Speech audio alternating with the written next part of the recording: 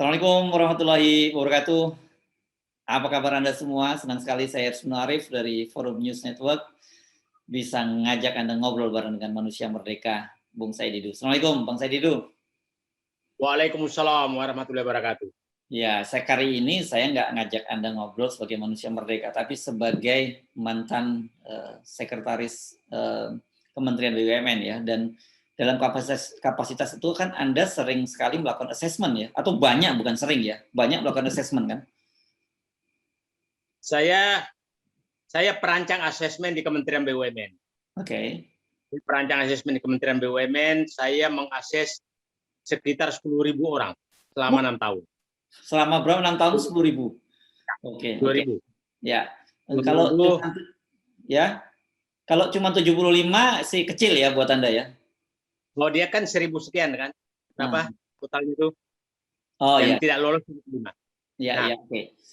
Ini penting saya tanyakan kepada Anda karena kan baru saja diumumkan oleh pimpinan KPK bahwa kemarin sama-sama kita udah tahu ada 75 orang pegawai yang dinyatakan tidak lolos tes wawasan kebangsaan. Nah, kemudian setelah melalui sedikit polemik, akhirnya dinyatakan bahwa 51 orang tidak bisa lagi diloloskan karena punya raport merah, sementara 24 orang bisa dibina.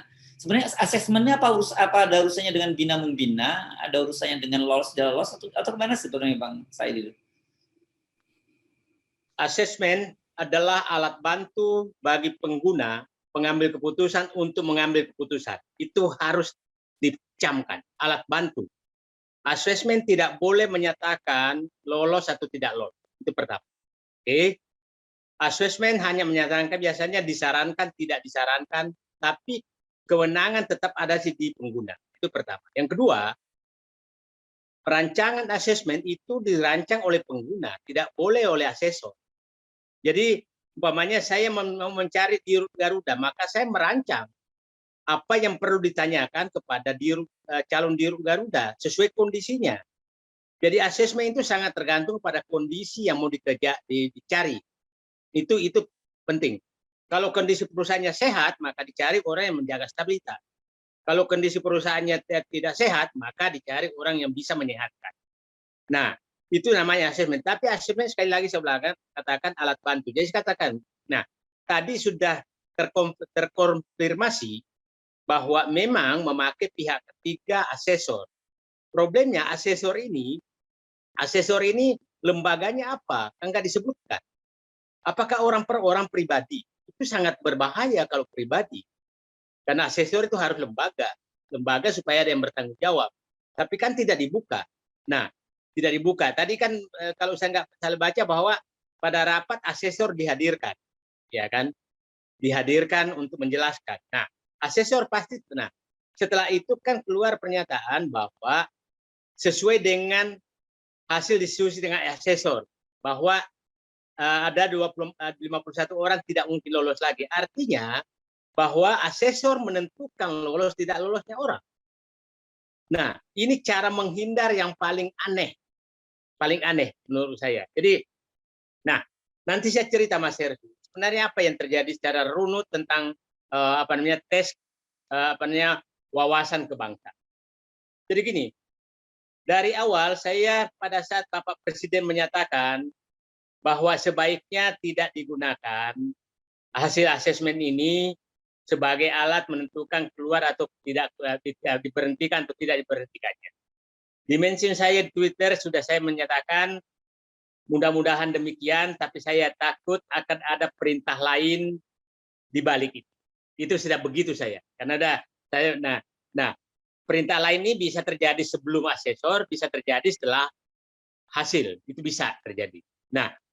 Nah, itu yang terjadi. Tapi dari awal saya sudah menduga bahwa ini pasti akan dipilih yang tidak lolos. Nah, kita telusuri mulai proses terjadinya. Kan awalnya kan adalah prosesnya asesornya adalah berdasarkan revisi Undang-Undang KPK untuk melemahkan KPK. Terus dalam undang-undang itu disebutkan bahwa pegawai KPK itu adalah dijadikan aparatur sipil negara. Itu kan ininya. Nah, di dalam undang-undang. Nah, Di dalam PP menyatakan bahwa diatur bagaimana pengalihan tes. Nah, tidak ada sama sekali di dalam undang-undang dan PP menyatakan bahwa harus ada tes wawasan kebangsaan. Tidak ada. Nah, tes wawasan kebangsaan itu muncul di dalam keputusan Ketua KPK, Permen KPK, tes wawasan kebangsaan. Tapi itu juga tidak ada substansinya apa. Nah, akhirnya yang menentukan tesnya kan menurut informasi yang ada bahwa berbagai lembaga diundang, ya Pak ya, termasuk BIN, kemudian termasuk Angkatan Darat. Nah, itu pelaksana tesnya. Tapi saya menyatakan kalau saya ingin mengetes dulu orang, Mas Hersu, maka saya menentukan seperti apa yang saya butuhkan. Oke? Sehingga alat tesnya menyesuaikan. Sangat berbeda kalau saya ingin mengetes dulu calon dirut pelabuhan dengan dirut hotel umpamanya. Oke? Dirut hotel itu harus banyak senyum. Dirut pelabuhan tidak boleh banyak senyum. Kalau itu tertukar, maka dua-duanya hancur. Coba bayangkan kalau dirut pelabuhan banyak senyum, di sana kan kita tahu semua. Preman-preman semua dihadapi, senyum terus ya udah dimainkan. Sebaliknya kalau dirut hotel tidak pernah senyum, maka tidak ada tamu yang datang. Nah, itu namanya asesmen. Jadi asesmen. Nah, jadi saya ingin sebentar sebelum dilanjutkan. Jadi artinya sebenarnya assessment itu adalah mencari figur yang akan mengisi posisi tertentu gitu ya, bukan menentukan lulus atau tidaknya kan? Ya. Itu sebenarnya. Jadi kalau ada yang menyatakan, jadi saya nggak tahu, berarti memang pimpinan KPK sudah punya arahan bahwa saya butuh orang seperti ini. Ya. Kan? Kemungkinan karena dia pengguna, sehingga perancang asesor itu merancanglah pertanyaan-pertanyaan. Oke? Pertanyaan-pertanyaan yang sesuai dengan kebutuhan pengguna. Jadi tidak ada ini yang untuk menghindar. Nah, kita harus ikuti apa sih yang terjadi pada saat kan di framing oleh para pihak bahwa KPK itu sarangnya radikal, kadrun, dan lain-lain. Nah, sehingga sepertinya itu yang diharapkan membersihkan KPK terhadap tuduhan-tuduhan orang itu. Maka alat tes dirancang seperti itu. Sehingga jangan heran kalau muncul pertanyaan-pertanyaan yang terbuka ke publik menyatakan ditanya apakah kunut apa tidak kunut, apakah mau melepaskan jilbab atau tidak jilbab, apakah Anda mau kawin jadi macam-macam pertanyaannya. Yang jadi ini persisnya tepatnya sebenarnya tidak bisa disebut sebagai assessment, ini lebih pada perangkap ya. Nah, ini lebih menyatakan penjaring. Penjaring. Jadi dijaring orang-orang yang tidak sesuai dengan keinginan pimpinan dan dijaring dan dibuang. Kira-kira begitu, bukan assessment. Nah, jadi itu adalah alat menjaring orang-orang yang tidak disukai di dalam KPK untuk dibuang. Kira-kira begitu ininya. Sederhananya. Kan kalau di BUMN dikenal istilahnya ada TPA ya, tim penentu akhir itu kan ada kalau sudah lolos assessment gitu terus ada TPA, betul ya Bang Said itu ya? Oh, assessment itu alat bantu. Jadi pada saat masuk ke asesmen, saya dulu namanya ketua tim evaluasi. Ketua tim evaluasi adalah kumpulan beberapa orang termasuk ahli untuk membahas hasil asesmen.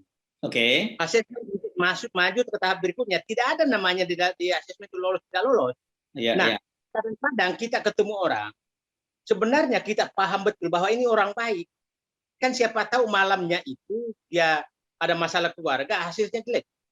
Kan nggak bisa. Nah, biasanya kita putuskan, ini masih boleh maju, ini tidak boleh maju. Nah, baru tes berikutnya.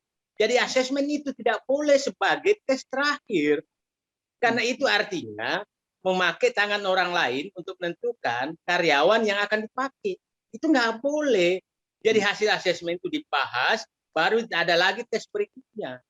Itu sebenarnya. Nah, tes berikutnya itu tes wawancara oleh pengguna. Jadi harusnya kalau mau kemarin tuh KPK mau main cantik, maka hasil asesmen diserahkan ke KPK, Kemudian bentuk tim evaluasi yang terdiri pejabat-pejabat KPK, pejabat Menpa, pejabat untuk melakukan wawancara klarifikasi hal-hal yang dipertanyakan dalam asesmen. Itu baru benar. Ini kan asesmen yang menentukan. Nah, saya katakan yang paling bahaya adalah ini bahwa asesmen ini pertanyaannya itu banyak sekali yang menyangkut SARA. Sangat diharamkan menggunakan pertanyaan SARA dalam seleksi apapun. Sangat diharamkan. Bahkan kita tidak bisa menyatakan menyinggung-nyinggung kehidupan pribadi orang. Apalagi itu sudah menyangkut SARA. SARA itu kan suku, agama, ras, dan antar golongan, gitu kan? Nah, coba bayangkan tentang kuno ditanyakan, tentang menikah ditanyakan, tentang apakah Anda suka si A, si B, si C, itu SARA. Nah, jadi sebenarnya ini yang tidak memenuhi syarat adalah asesornya ya, bukan orang yang diases. Jadi saya bilang begini, Pak, Mas Hersu, ini adalah makanya saya katakan hasil tes ini harus batal sebenarnya, karena dia banyak sekali cacatnya. Satu, cacat yuridis, tidak ada amanat undang-undang dan tidak ada amanat PP yang mengharuskan tes wawasan kebangsaan. Yang kedua, cacat tesnya sendiri karena pertanyaan-pertanyaannya mengandung SARA. Yang ketiga, cacat mekanisme karena kok hasil asesmen menjadi penentu lulus tidaknya orang, bukan hasil evaluasi pengguna. Jadi 3 cacat itu menurut saya itu adalah cacat yang sangat parah. Nah, yang problem Mas Hersu, ini sangat was-wasnya saya adalah, coba bayangkan sudah diprotes oleh semua pihak, tapi tetap jalan. Tetap jalan. Dan yang saya was-was adalah bahwa dengan golnya KPK, maka instansi lain akan melakukan hal yang sama untuk menyingkirkan orang-orang yang tidak disukai. Ini yang sangat bahaya. Nah, coba bayangkan, aparatur sipil negara itu namanya ASN, terdiri 2. Ada PNS, pegawai negeri sipil, ada non-PNS, yaitu pejabat pemerintah yang dengan kontrak. Nah, di dalam di penegakan hukum memang ada 2, Mas Hersu, ada PNS, ada non-PNS. Di hakim itu tidak boleh tidak boleh dibawa pemerintah. Dia hakim.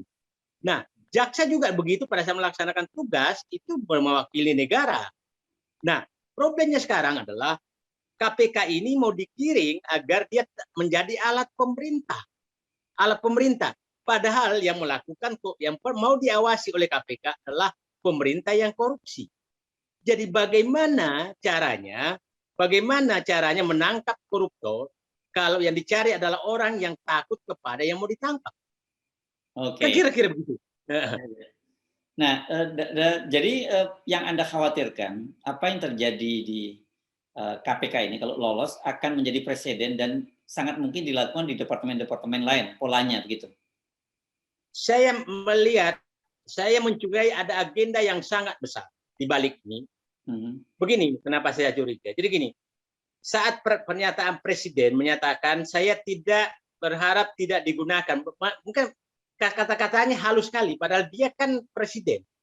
Saya berpendapat, jadi kayak pengamat gitu loh, ya kan? Saya berpendapat sebaiknya, kan begitu kata-kata presiden itu kan. Coba bayangkan presiden berpendapat, tidak menyatakan saya perintahkan seperti ini. Ya, berarti saya takutnya ada kekuatan besar di luar yang sangat ditakuti oleh Bapak Presiden. Dan itu juga ditakuti oleh KPK. Sehingga dia masang badan untuk membersihkan orang-orang yang tidak disukai oleh orang yang sangat berkuasa atau kelompok yang sangat berkuasa tersebut. Nah, itu yang terjadi. Anda tidak yakin bahwa ini, katakanlah gini, Presiden akan tersinggung karena perintahnya tidak ditaati oleh pimpinan KPK dan kemudian mungkin akan mengambil keputusan? Saya nggak yakin. Malah menyatakan pernyataan kemarin itu adalah pernyataan PHP, memberikan harapan palsu. Karena dari pernyataan saja sudah jelas menyatakan bahwa saya berpendapat. Ya Oke. kan? Tidak ada perintah dari situ. Ya. Jadi, nah itu cara berkelit yang paling gampang. Nah sekarang semua berkelit sekarang setelah rapat tadi bahwa itu hasil asesmen. Perlu saya katakan ke publik bahwa asesmen tidak menentukan lolos tidaknya seseorang. Ya. Asesmen adalah alat bantu bagi pengambil keputusan untuk mengambil keputusan. Itu clear. Baik, clear saya kira dan semua orang sebenarnya paham, tapi ini penting untuk semakin dijelaskan gitu karena ini banyak permainan kata-kata dan juga apa ya, kita tahu lah ini orang sedang berkelit gitu. Jadi semakin dia berkelit juga akan semakin publik akan semakin apa terbuka wawasannya. Nah, coba kita bayangkan Mas, hampir semua publik berpendapat bahwa ini adalah bahaya sekali, tapi tetap jalan.